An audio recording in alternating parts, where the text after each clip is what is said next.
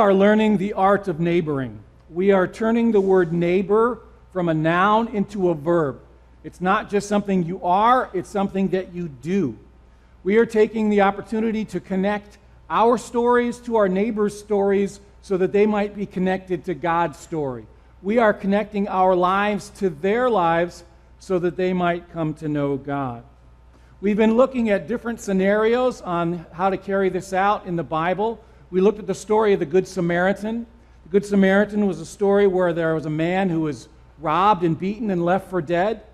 And two men came along, two religious men, the priest and the Levite, who were expected to help him, but they didn't. They looked for loopholes. They looked for ways to get out of loving their neighbor. And then along came a man who was a Samaritan, a hated man by the man who was beaten. And he came along, and rather than looking for ways to get out of it, he looked for opportunities to love his neighbor. We saw that one of the big ways that we can have loopholes, ways of getting out of loving our neighbor, is the issue of time. I mean, frankly, we're busy people. We have schedules. We have things going on. I don't know anybody who has more time on their hands than they know what to do with. We have all kinds of things going on. We have good things. We have necessary things, and to think of adding one more thing to our schedule is sometimes beyond our capability. But if loving our neighbor is central to connecting them to Christ, then we somehow need to create the space in our busy schedules to love our neighbors. And we saw Jesus do that. We saw that he created space in his busy schedule to love his neighbor. There was a man named Jairus who came to Jesus one day and said, "My daughter is dying. Would you please come and heal her?" And off he went. But then that other woman came up behind him, that woman who also needed healing, and she touched Jesus, and Jesus healed her, and Jesus stopped going to heal Jairus' daughter, and he turned around to take care of the woman who had touched him. He took care of her, he healed her, and then he went on and actually raised Jairus' daughter from the dead. On another occasion, we saw a blind man who yelled out when he saw that Jesus, we didn't see, he heard that Jesus was coming. He yelled out, "Jesus, stop and heal me." And those who were leading Jesus, perhaps the disciples, turned to him and said, "Would you just be quiet? Would you leave Jesus alone? He's got other stuff on his mind. He's taking care of other people. Just leave him alone." But Jesus stopped, and he went over to the man, and he said, "What do you want me to do for you? I want to be healed." And he healed the man. We need to learn to create space in our busy schedules. And so to do that, we have to keep a few things in mind. We have to make God's command to love our neighbor a priority. We need to put first things first. We need sometimes to say no to good things so that we can say yes to better things. We can eliminate time stealers. You know those things in our life that steal our time? Those things that we get involved with and we go, "Well, where did the time go?" We need to be interruptible, just like Jesus was with the woman and the blind man. We need to learn to be interruptible in our schedules. We need to learn to be not so focused on what we're doing and getting it done that we don't allow any interruptions. Oftentimes, our interactions with our neighbors are times like this during the year where we're outside. You know, perhaps in the wintertime when it's cold, we don't go outside, we don't see them. But these days, we're outside. Maybe we're working on the lawn, you know, we're pruning things, we're digging things, we're taking care of things. And often that's the time when our neighbors walk by, or the times when they happen to be where we are. We need to look for opportunities to take those interruptions to what we're doing and make them opportunities to love our neighbor. So what that means is, if I go outside to take care of my lawn or to take care of the flowers or to do whatever, and I only have a certain amount of time, I need to schedule in interruptions into my schedule, because those are so important. They need to become priorities in what I'm doing. So we need to be interruptible. Now that's where we are so far. Today I want to talk about how the concept of loving our neighbors isn't always an easy thing to do. And I'm going to phrase it this way, that sometimes when we get involved with our neighbors in loving them, we get involved in what I'm calling messy experiences. Sometimes loving our neighbors is difficult because there are difficult things going on in our neighbors' lives that suddenly we become involved in. I imagine you've perhaps had some of these in your own interactions with your neighbors. Perhaps things like emotional turmoil that's going on in their family life. Perhaps there are difficulties in their marriages. Perhaps difficulties with their children. Perhaps there's some kind of addiction going on in their lives. Perhaps there's some kind of financial mess that's going on in our neighbors' lives. And when we decide to love them, suddenly we get involved in this difficult, messy stuff. But you know what? We're messy too. We have difficulties too. We're messy, they're messy, we're all messy. So we need to learn how to enter the mess. I mean, here's the reality. If you look at the life of Jesus, Jesus was constantly entering the mess of people's lives. The story we're looking at today, Luke 5, is an example of Jesus entering the mess, and not only entering into the difficulty of loving his neighbor, but inviting his followers to enter into it as well.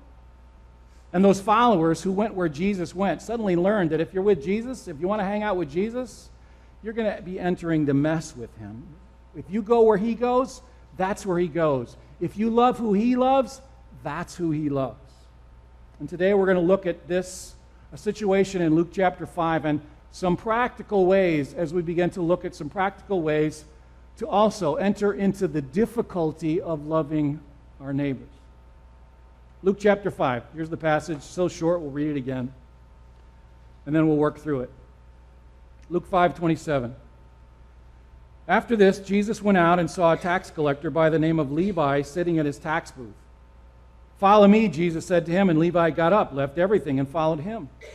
Then Levi held a great banquet for Jesus at his house, and a large crowd of tax collectors and others were eating with them. But the Pharisees and the teachers of the law who belonged to their sect complained to his disciples, "Why do you eat and drink with tax collectors and sinners?"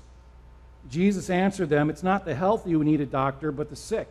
I've not come to call the righteous, but sinners to repentance." Jesus is out one day with his disciples, and he comes upon a tax collector by the name of Levi, who's sitting in his tax booth. Now, we notice two things here. First of all, it's Jesus who initiates the interaction. It's Jesus who comes up to him and talks to him, not the other way around. But secondly, who is Levi? Levi is a tax collector. Now, I don't have to explain what possible attitude people might have towards tax collectors. I don't know anybody who's real chummy with the IRS even today. But in that day, it was even worse, because the tax collectors were Jews who were collecting taxes for the Romans. They weren't collecting taxes for their own people. They were collecting taxes for the Romans, who were the conquerors of their land. And they were given the opportunity, as they were hired to do this, to collect as much tax as they could get out of people. So they were given a quota of how much they were required to collect, and then they could just collect whatever else they wanted to line their pockets. Tax collectors were hated. Tax collectors were despised. Tax collectors were the outcasts of society. Jews' very own people were taking advantage of them. So Levi's specific job is essentially he's a toll booth operator. When the people, the Jews, were traveling throughout their land, were walking through the land, they came to a road and they walked through a town, there were tax collectors who set up a booth. And when you came through that area, you had to pay a tax, just like a toll booth. And Levi is sitting there taking the tolls at the toll booth. And along comes Jesus. He comes up to him and says, Levi, yeah? I want you to follow me. Come on. I want you to come and follow me. Not just follow me, but I want you to be part of my inner circle. I want you to be part of my close-knit group. You, Levi, I want you to come. So what's his response? A tax collector, right? Hated, outcast, despised, rejected. He gets up, he leaves behind his toll booth, and he begins to follow Jesus. Look at verse 29. Then Levi held a great banquet for Jesus at his house, and a large crowd of tax collectors and others were eating with them. So Levi leaves his job, but he doesn't leave his friends. And we're assuming his friends are guys like him, perhaps other tax collectors, at least people who they were called a sinner. In other words, these were the despised, the rejected, the outcasts of society, the traitors. And he holds a party. He says, Jesus, not only do I want to follow you, but I want to have a party for you. And I'm going to invite all my buddies, all my friends. And I want you to come and meet my friends because I want them to meet you. So here's this great party that Levi is hosting, a block party, and he's got all this, the riffraff of society. It is a collection of messy people, and he invites Jesus to come. And Jesus comes. And not only does he come, but he willingly enters into the mess. He willingly, joyfully enters into a situation filled with difficult people that nobody else cared about, that nobody else liked, that everyone had rejected. So he comes in with his disciples, and you can imagine the disciples. I mean, Jesus is coming into a place, into a party where good people didn't go. And the disciples are coming with him. And these are good guys, Peter, Andrew, James, and John, good Jewish boys. And suddenly, Jesus is partying with people you don't party with. Whoop! Jesus is going to a house. I got so excited about that. Jesus is going to a house where you don't go. Sit. Be good. Stop. All right. Yeah. That never happened. See, that's what happens when you go to a party at a house like that. Things just fall apart. Talk about a mess. Exactly. I hope they don't see that. All right. So Jesus is entering the mess. And good people don't go into a mess. Jesus is partying with people you don't party with. And you can imagine the disciples wondering, what have we gotten ourselves into? Why are we going into this place where we've always been taught you don't go to? Why are we hanging out with people you're not supposed to hang out with? Jesus, why are you doing this? And what are you getting us into? We're getting into the mess, Jesus. Verse 30. But the Pharisees and the teachers of the law who belonged to their sect complained to his disciples, "Why do you eat and drink with tax collectors and sinners?" And Jesus answered them, "It's not the healthy who need a doctor, but the sick. I have not come to call the righteous, but sinners to repentance." Now, you don't go into a place like that, and every good Jew knows you don't hang out with those people. And along come the religious leaders who are tracking Jesus to see what he's doing. They're not sure about this guy, and they want to see if he does anything wrong that they can call him on. Suddenly, as they're following him, Jesus goes into this house of people. You do not go into that house. You don't party with those people. You don't hang out with those people. So they certainly are not going into the house to see what Jesus is doing. They're hanging back. They're outside the house, hanging out to see who's going in, who's coming out.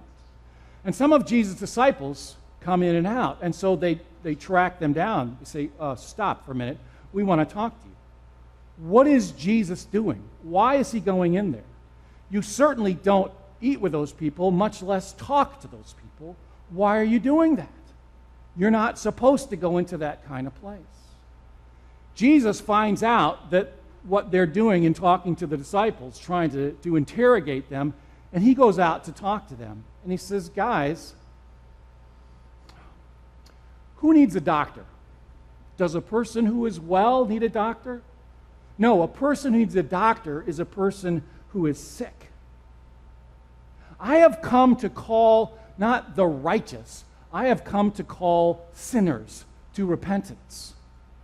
People who think they're okay don't need me. But those guys in there, they know they're not okay. They know they need me. And I just love going in and being with those people. He said, if you were really righteous, you'd have the heart of God. And if you had the heart of God, you would love those people like God loves. I came here to be with broken, messy people. Neighboring creates opportunities to connect our stories to our neighbor's stories, to God's story. So if that's what Jesus would do, how do we enter into the mess, the difficulties of our neighbors' lives? When perhaps they're doing things we're not comfortable with, or saying things we're not comfortable with, being around people we wouldn't normally be around. How do we enter into the mess like Jesus did? I want to give you a couple thoughts. We're just starting this today, and we'll finish more with this next time. Number one, just do something.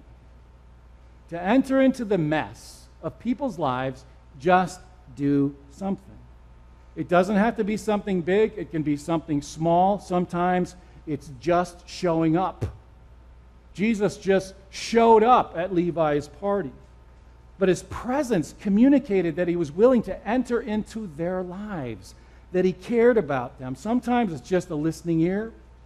Sometimes people have nobody else to talk to, and listening to them communicates that you care. Maybe it's making a meal for them, doing a chore for them, helping them when they go through a difficult time, writing a note that says you're thinking about them. And as you get to know them, perhaps you can say, hey, can I pray for you? Just do something. And secondly, ask questions and then listen. Now, when Jesus entered into that house, I'm guessing it because it doesn't say that he did. I'm guessing that he didn't go in prepared with a sermon. I'm guessing that he just went in there to just be there, and that he just asked people questions and listened to their story. He just asked and listened. So often when we come into people's lives, we don't come in to ask and listen. We come in to tell them what they need to do without ever listening to what they're saying at all. But oftentimes we don't have the right to tell them anything unless first we have asked and listened to their story. And when we ask and listen, we learn about their messy situations. And it gives us better insight into what's going on. Because sometimes we judge people wrongly. You know, we look at our neighbors and we make judgments on them by what we see and hear. And we think we know who they are and what they're all about. But if we spend time with them, listening to them, asking questions of their lives, we might find that our assumptions are all wrong. And that we have a great opportunity to simply love our neighbors. We're going to look at a video now, and the video is about two Christians who had some neighbors that they made some assumptions about, and they found out when they actually interacted with their neighbors, rather than just judging their neighbors, that they really had it all wrong, and that they actually had an opportunity instead to love them.